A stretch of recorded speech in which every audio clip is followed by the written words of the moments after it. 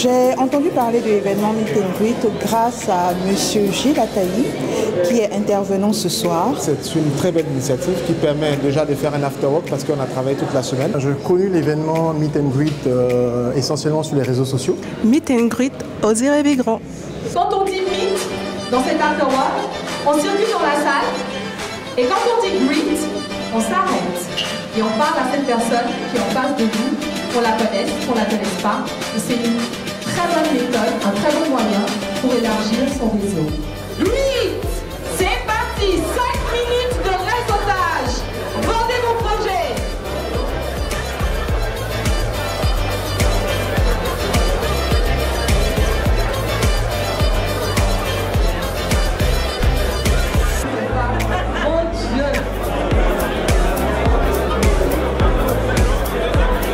On s'installe dans notre salle.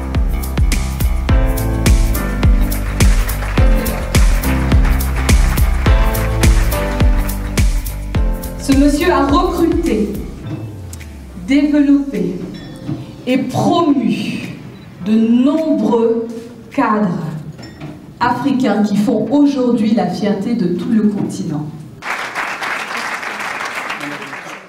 S'engager résolument pour construire et apporter ce que je pensais était ma contribution. Donc pour qui veut être entrepreneur, choisissez quelque chose que vous aimez. Devant la même situation, l'entrepreneur voit quelque chose que très peu de personnes sont capables de faire. Mais l'audace d'entreprendre donne un état d'esprit, et c'est ma dernière slide, next slide, dont nous avons besoin sur ce contenu. Des questions? Moi, j'aimerais savoir comment choisir son projet. Envie d'entreprendre fait de nous un bon manager. La bonne idée, c'est est-ce que tu es capable de parler de ton affaire tout le temps? Il y a toujours la possibilité d'être différent, même dans un océan de ressemblance. L'un des chevaux de bataille de notre pays en ce moment, c'est le taux de croissance. Est-ce que ces deux concepts sont compatibles? Il n'y a, à mon avis, aucune corrélation, mais je le dis, aucune corrélation entre le taux de croissance et la qualité de vie des gens. Comme en tant qu'Africain, on peut rendre ce Ubuntu, leadership, une réalité au quotidien. C'est à quel moment qu'on sait qu'il faut s'arrêter pour rester focus sur ce qu'on est en train de faire et pas trop cumuler les choses? La boulimie de l'entrepreneur. Je suis mal placé pour donner la bonne réponse parce que j'en suis encore là. Mais j'essaie aujourd'hui de mettre une frontière entre ma vie professionnelle et ma vie privée. Parce que ma vie professionnelle empiète trop dans ma vie privée.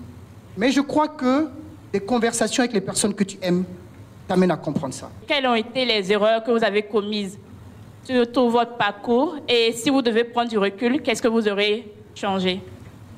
Je vais nous parler un peu plus du risque, du goût du risque et de l'aversion au risque, justement, et du sujet débat généralement pour tout entrepreneur sur son environnement. La plus grande erreur que j'ai faite dans ma carrière, qui m'aura coûté très cher, c'est d'avoir une fois affronté frontalement mon autorité.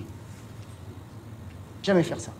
Mais tu sais, ceux qui risquent, il est juste normal qu'ils recueillent un peu plus.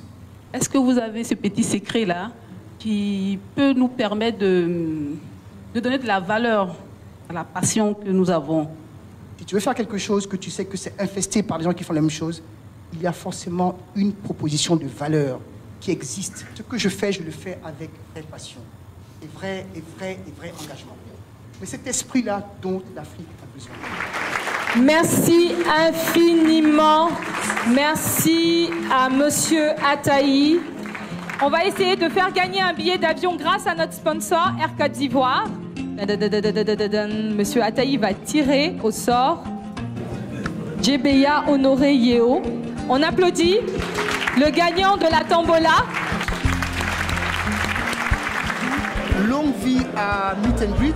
Vive Meet and Greet, osons rêver grand.